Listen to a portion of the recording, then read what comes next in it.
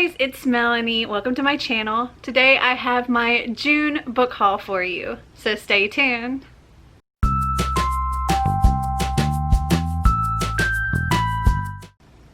So this is sort of a mid-month book haul. I've accumulated so many books. I've decided I'm going to start doing like a mid-month haul and an end-of-the-month haul because I end up with so many. So this is like my mid-month haul for June, and I have 20 books to haul for you. So let's just get right into it. I got them all back here. I'm super excited about so many of these. There's actually a couple that I've already read because I was so excited about them. So these are all the books that I've gotten from ordering online or picking up in stores, or have come in subscription boxes, or people have gifted me, or and like 2 books they were like I did a swap thing for. Anyway, so I'm not going to go into where everything came from. You might have seen where they came from if you watched all my vlogs, because most of these get shown in my vlogs. But anyway, so these first 8 are actually all part of a series that I've read the first one, and I plan on reading the second one in July. So the first book is Outlander by Diana Gabaldon.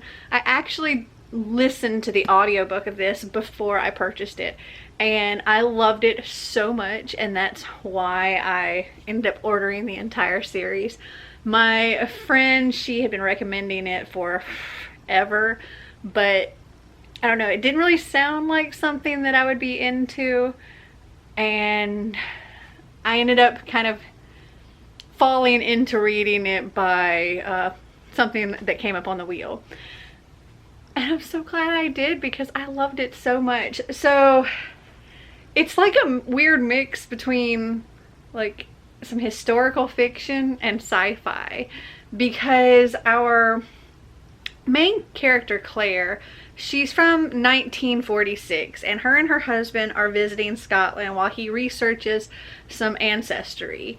And well, Claire finds herself well, at these, I guess, magical rocks that end up time traveling her to this like 1746, so 200 years in the past, where she ends up getting into lots of different kinds of trouble and gets kind of stuck there for a long period of time, can't figure out how to get back, ends up married to a Scotsman there, and it's a lot of fun, and I definitely recommend it.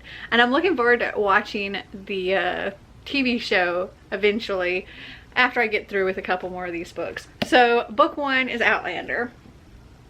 Book 2, which I plan on reading in July, is Dragonfly in Amber. Book 3 is Voyager. 4 is Drums of Autumn. 5, and these books are ridiculously thick. 5 is The Firefly Cross. And this thing's like 1,400 pages. Book, what number am I on? 6? Is A Breath of Snow and Ashes. Book 7 is An Echo in the Bone. And this one's very like shiny, foily. And then the last one, well, it's the last one that's out right now. I think there's more to come. But this is Written in My Own Heart's Blood. So thick. Okay. Now for the other 12 books in this haul.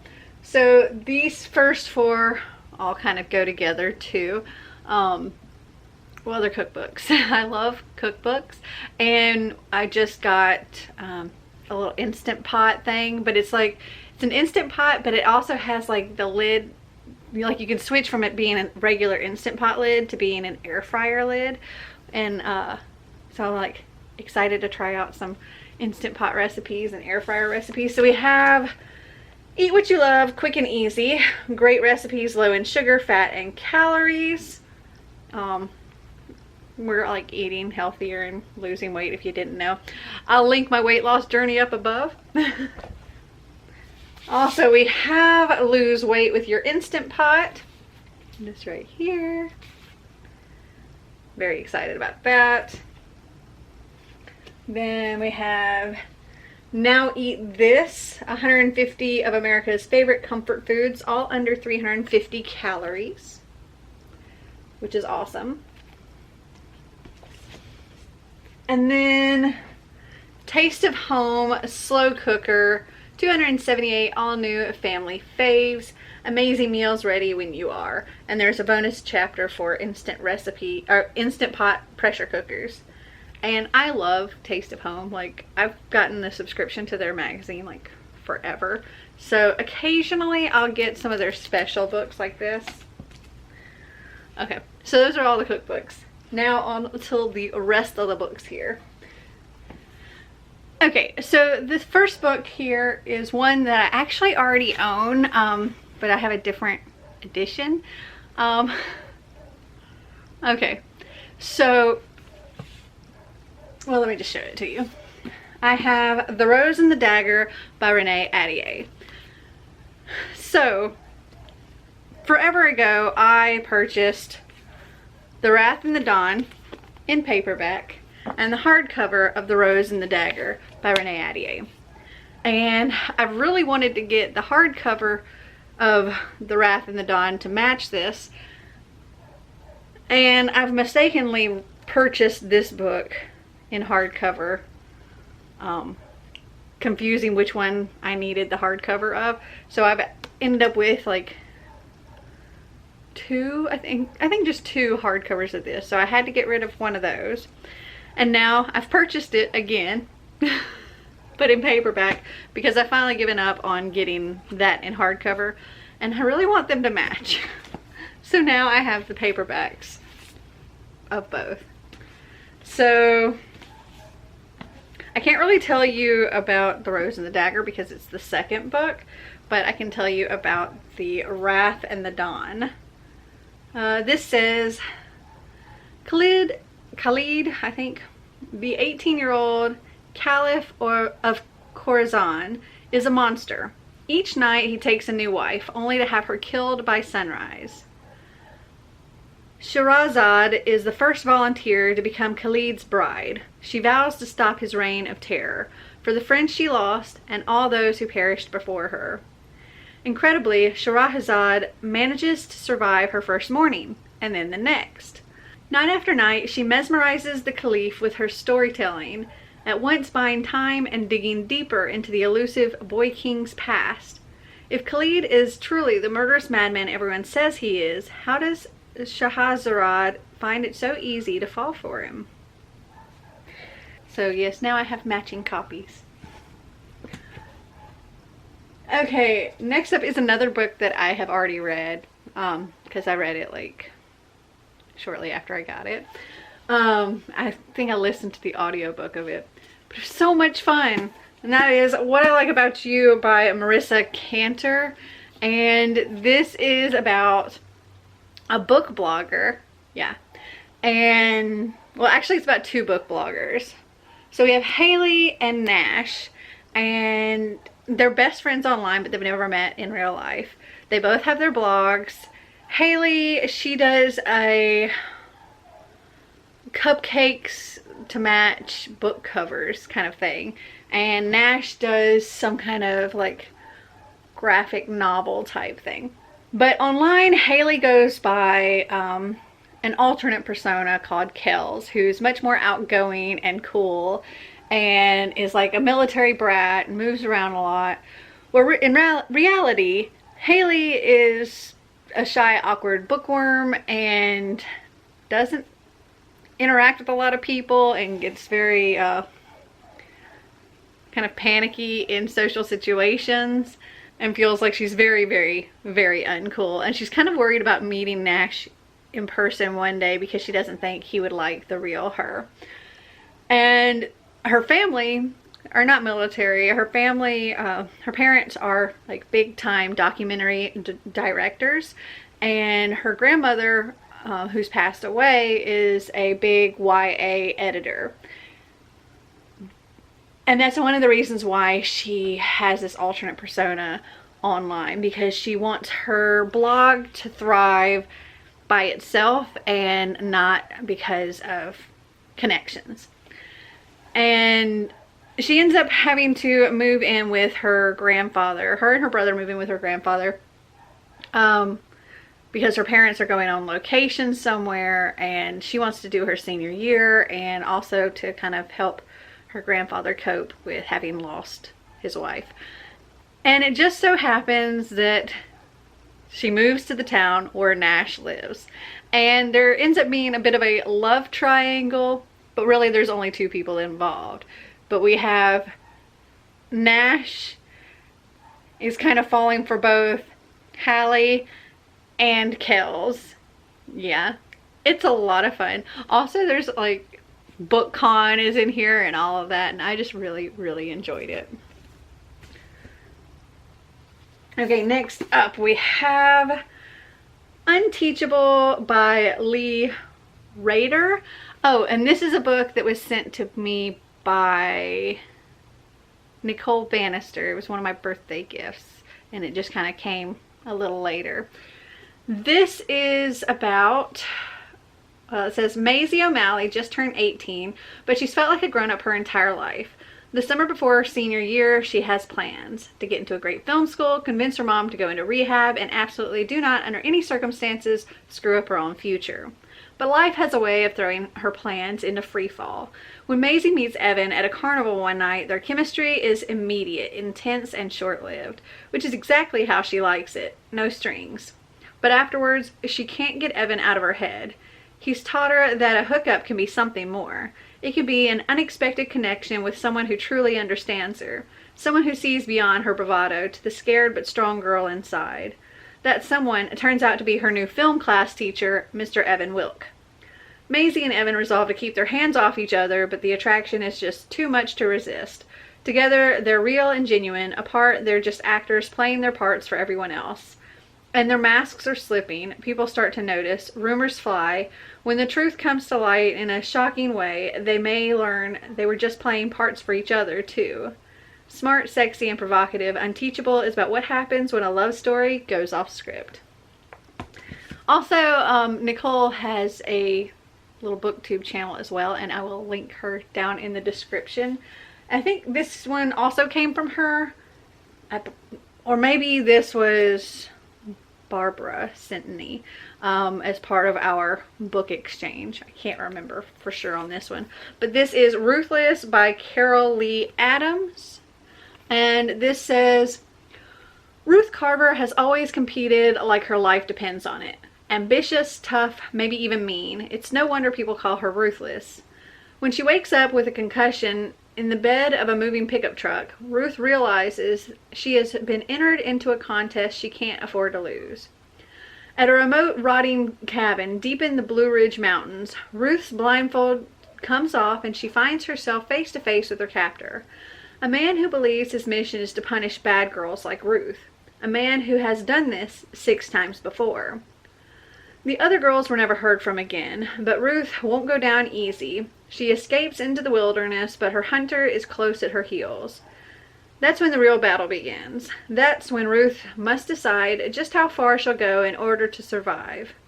Back home, they call her Ruthless. They had no idea just how right they were. Next up, we have Masterclass by Christina Dalcher, and this one was definitely from Barbara. It was an arc, but it came out in April of 2020. This says, from the critically acclaimed author of the international bestseller Vox comes a suspenseful new novel that examines a disturbing near future where harsh realities follow from unreachable standards. It's impossible to know what you will do. Every child's potential is regularly determined by a standardized measurement, their quotient, Q.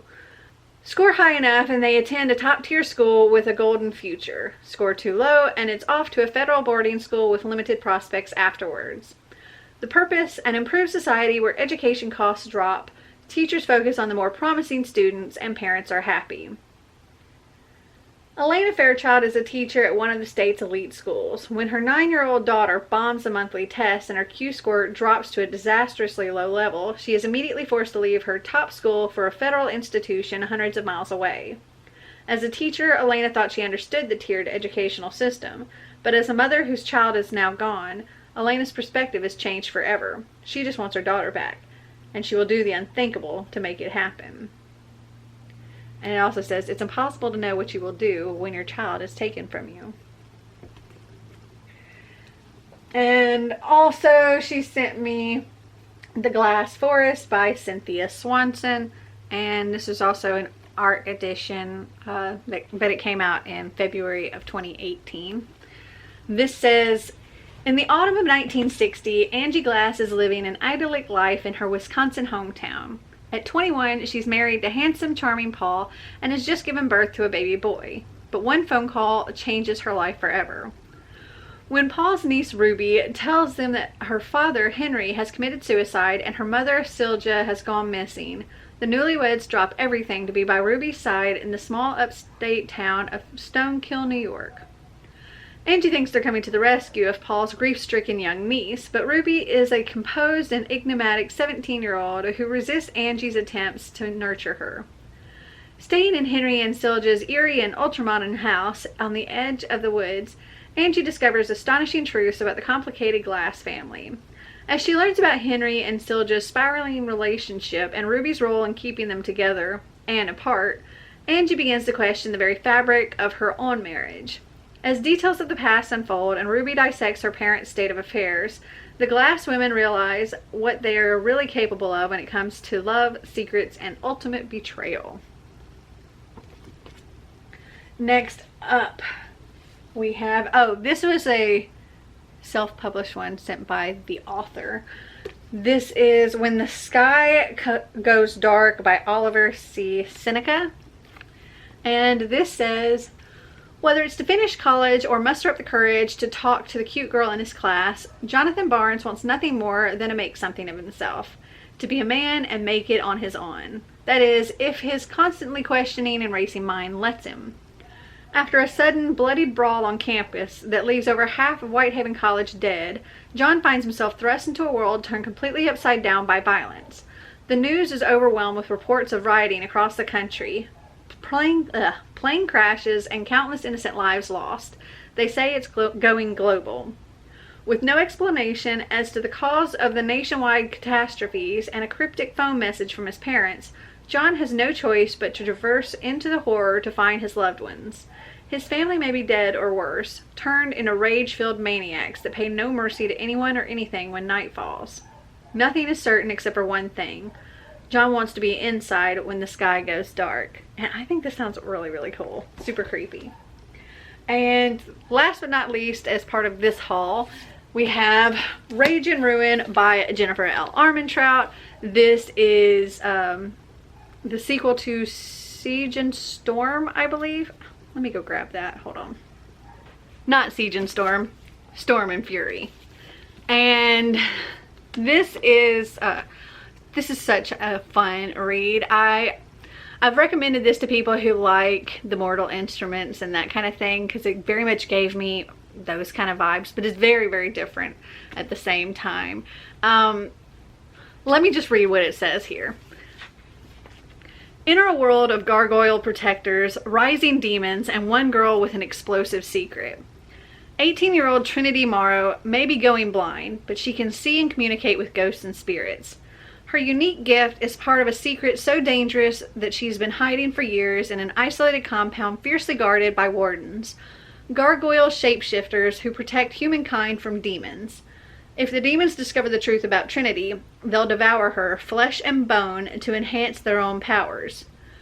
When wardens from another clan arrive with disturbing reports that something out there is killing both demons and wardens, Trinity's safe world implodes. Not in the least because one of the outsiders is the most annoying and fascinating person she's ever met. Zane has secrets of his own that will upend her world yet again, but working together becomes imperative once demons breach the compound and Trinity's secret comes to light. To save her family and maybe the world, she'll have to put her trust in Zane, but all bets are off as a supernatural world is unleashed. And one of the things that I found really, really interesting about this book is the degenerative eye disease that Trinity suffers from in here. Jennifer L. Armentrout actually has this as well and is dealing with the whole going blind as well, and it was so incredibly moving. So I highly recommend this, and I'm super excited to be reading Rage and Ruin. I plan on reading this in July. Okay, I can't hold up all these books. So those are all 20 books that I got in the first half of June. So keep an eye out for my second half of June book haul. Have you guys read any of these books? Did you like them? Did you not? Comment down below and let me know. Well, I hope you enjoyed this video. If you did, give me a big thumbs up. If you'd like to see more videos like this, click that subscribe button down below. And until next time, remember to always be completely you.